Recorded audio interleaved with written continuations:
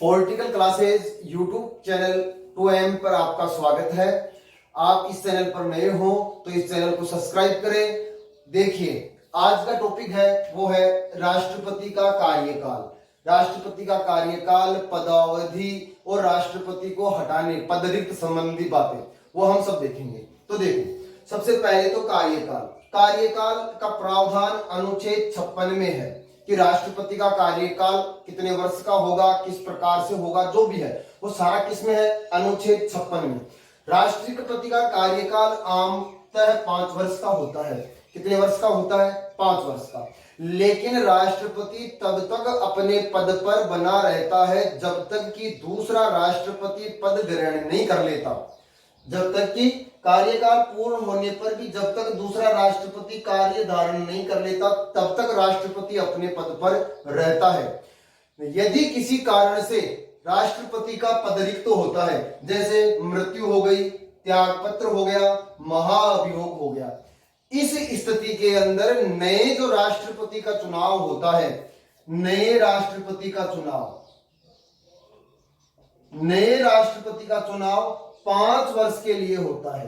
कितने वर्ष के लिए होता है?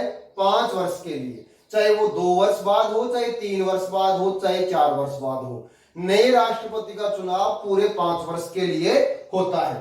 पदरिक्त का बता ही दिया, मृत्यु, त्यागपत्र, महाअभियोग। मृत्यु का आप समझते हो, त्यागपत्र। त्यागपत्र देता है राष्ट्रपति उपराष्ट्रपति को। किसको देता है? उपराष्ट्रपति को अपना त्यागपत्र देता है। राष्ट्रपति स्वविवेक से उपराष्ट्रपति को अपना त्यागपत्र देता है। उपराष्ट्रपति इसकी सूचना लोकसभा के अध्यक्ष को देता है।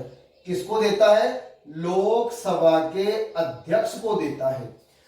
त्यागपत्र राष्ट्रपति देता है उपराष्ट्रपति को, उपराष्ट्रपति इसकी सूचना देता है लोकसभा अध्यक्ष को। यहां से क्वेश्चन बन सकता है आपके। फिर देखो, महाअभियोग क्या है? तो महाअभियोग एक अर्ध न्यायिक प्रक्रिया है जो कि न्यायालय के समान होती है, लेकिन ये न्यायालय में न होकर यह संसद में होती है प्रक्रिया, इसलिए इसे अर्ध न्यायिक प्रक्रिया कहा गया है। राष्ट्रपति पर महाअभियोग की प्रक्रिया दोनों सदनों में से किसी भी सदन में शुरू की जा सकती है। पहले लोकसभा में भी की जा सकती है और पहले राज्यसभा में भी की जा सकती है, लेकिन यह प्रक्रिया शुरू करने से पहले 14 दिन पहले उसको नोटिस देना जरूरी है। 14 दिन पहले, महाअभियोग की प्रक्रिया लगाने से 14 दिन पहले राष्ट्रपति को सूचित करना आवश्यक है। यह प्रक्रिया सदन में शुरू की जा सकती है, किसी भी सदन में, लेकिन जिस सदन में यह प्रक्रिया शुरू की जा रही है उसके अंदर 1/4 सदस्यों के इसके ऊपर हस्ताक्षर होने जरूरी है, तब जाकर यह महाअभियोग की प्रक्रिया शुरू होगी। अब बात आती है आगे कि दोनों सदनों में इसे क्या होना पड़ेगा कि विशेष बहुमत से पारित होना पड़ेगा। दोनों सदनों से विशेष बहुमत, 2/3 बहुमत से पारित, अलग अलग। अब देखो, इसमें एक सदन क्या है कि महाअभियोग लगाता है और 2/3 बहुमत से उसको पारित करता है। दूसरा सदन इसकी जांच करता है और वो भी यदि 2/3 बहुमत से इसको पारित कर देता है तो राष्ट्रपति को अपना त्यागपत्र देना होता है। त्यागपत्र किसको देता है? उपराष्ट्रपति को। आगे देखो, इसमें संयुक्त बैठक का कोई प्रावधान नहीं है।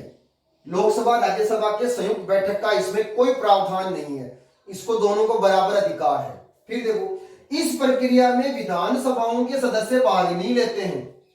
निर्वाचन में, राष्ट्रपति के निर्वाचन में विधानसभाओं के निर्वाचित सदस्य भाग लेते हैं, दिल्ली पांडिचेरी के निर्वाचित सदस्य भाग लेते हैं और संसद के निर्वाचित सदस्य भाग लेते हैं। तो जब महाअभियोग लगाने की बात आती है तो उसके अंदर विधानसभाओं के सदस्य भाग नहीं लेते हैं। दिल्ली पांडिचेरी विधानसभाओं के सदस्य भी भाग नहीं लेते हैं, लेकिन संसद के मनोनीत सदस्य, यानी कि मनोनीत और निर्वाचित तो भाग लेते हैं चुनाव के अंदर, लेकिन मनोनीत भाग नहीं लेते। तो यहां पर क्या है? यहां पर मनोनीत सदस्य भी भाग लेंगे राष्ट्रपति के चुनाव में। यहां से आपका क्वेश्चन बन सकता है कि क्या राष्ट्रपति के चुनाव के महाअभियोग के अंदर दिल्ली और पांडिचेरी विधानसभाओं के निर्वाचित सदस्य भाग लेते हैं? तो नहीं लेते हैं, वो चुनाव में लेते हैं। क्या विधानसभाओं के सदस्य महाअभियोग में भाग लेते हैं? नहीं, ये निर्वाचन में भाग लेते हैं। क्या राज्यसभा, क्या संसद के मनोनीत सदस्य भाग लेते हैं? तो हाँ, महाभियोग में भाग लेते हैं लेकिन निर्वाचन में भाग नहीं लेते हैं। तो यहां तक आपका ये हो गया, आप इसको एक बार स्क्रीनशॉट ले लो। आगे देखते हैं।